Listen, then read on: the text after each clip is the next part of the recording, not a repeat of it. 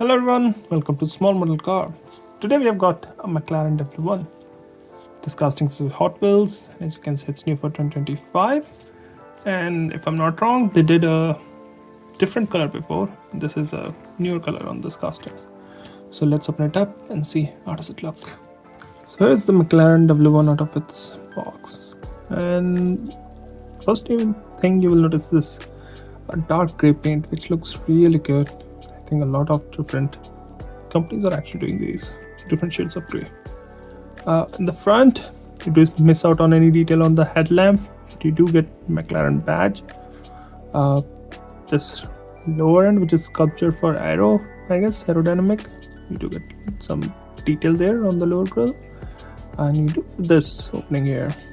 I think it's a rear mid-engine cut, so there's no engine here. You do get single wiper and this cockpit, which looks really good. It's finished in that the same material the windshield is, so the glass or acrylic kind of material. You can see the doors and everything from here. No mirrors on this one. Moving to the driver's side, we have seen these wheels on so many different Hot Wheels, especially on the sports car, and I think they look all right here. They don't look bad. But on the side, you can notice that every design on this or every panel on this car is for better aerodynamics. So you've got this body kit, you've got vents, getting more air in. It looks really good. Also, you can notice a spoiler here. Coming to the back, again, no painted details here, so you can't really say where the tail lamp is. You do get the exhaust, you do get a diffuser and some grille texture in the back. And from here you can see another McLaren badge on the engine cover. This looks like a scoop, so maybe it's sucking more air in. I'm not sure if this is the fuel filler door, but it might be. Passenger side looks almost identical. This is how it looks from the top, so you can see some details inside.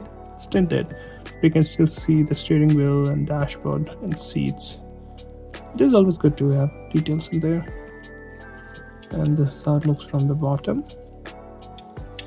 So overall, well, it does look good, but given the current day where Hot Wheels and Matchbox do better job than they used to do before, they have details headlamp on their mainline cars too.